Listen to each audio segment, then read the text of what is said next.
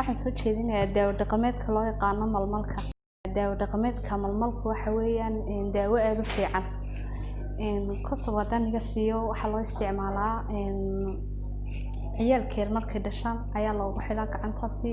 il iyo waxaas muxuu ahaa sidoo kale waxa loo isticmaalaa dumarka markay umulaan ayaa la siiyaa si ay maxay ahayd madheerta uga soo saarto ama si fudud uga soo baxdo sidoo kale xoolahana waa la siiyaa objectives waxa weeyaan introduction-ka iyo tabiska malmalka pictureskiisa geographic sourceskiisa methodska useskiisa iyo advantage-ka iyo disadvantage-ka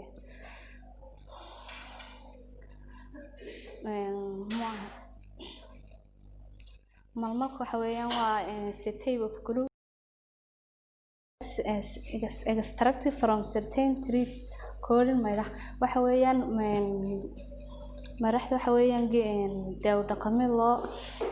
waa qayb kamid ah xabagta waxaana laga soo saaraa geedo gaar ah iyadoo la toojinayo geedka ama la garaacay xabagta laga soo saaro afka qalaadna waxa lagu yiraahdaa mayrax ereygan asri ahaantiisa waxa laga keenay Arabic word oo loo yaqaan mur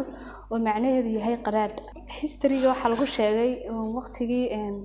boqortooyadii Faraaciinta malmalka waxay u ahaayeen daawo waxay u aqaaneen daawo qaali ah waxaana lagu xiftin jiray ama la marin jiray meydadka boqorada waxaana u yaqaaneen daawo ka timid samada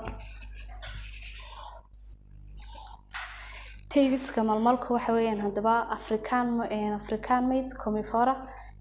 Somali made comifera iyo combalfera sini waxa weeyaan malmalka Afrikaanka oo loo yaqaan comifera kan maxay Soomaaliduna waxa weeyaan comifera malmal kan Carabtuna waxa weeyaan comifera Abyssinia kana soo qaadan marka waxa weeyaan kii Soomaalida oo comifera malmal waa kan picture ahaantiisi geedkiisa oo ka baxaya midhaha la soo saarayna waa kan methodska waxa weeyaan hababka geedka hababka loo qaato waxa weeyaan drinki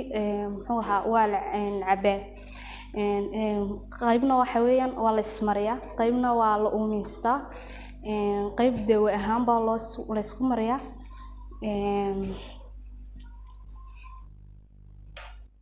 useskiisa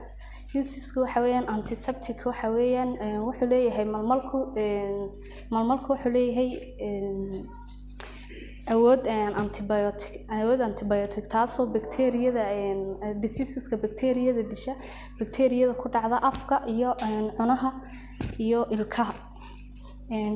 daawooyinkuna waxa weeyaan gooryaanka waxay ka dishaa gooryaanada ku dhaca bini'aadamka taasoo marka la siiyo ay ka soo maydho caloolaha waxaana la siiyaa ciyaalka cunno xumidu hayso sidoo kale waxa la siiyaa dadka qufac kodkuna waxa weeyaan qufac waxa weeyaan dadka qufaca ridaxanyada qaybta loo yaqaan ridaxanyada ayaa loo isticmaalaa menstrual cramps-kuna waxa weeyaan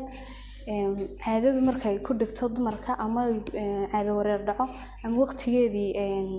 ka soo daahdo ayaa la siiyaa sidoo kale xanuunada caadada loo isticmaalaa maydkuna waxa weeyaan calool majiirka calooshu marka xiidmaha ama caloolaha kaliya dhulkaas loo isticmaalaa bites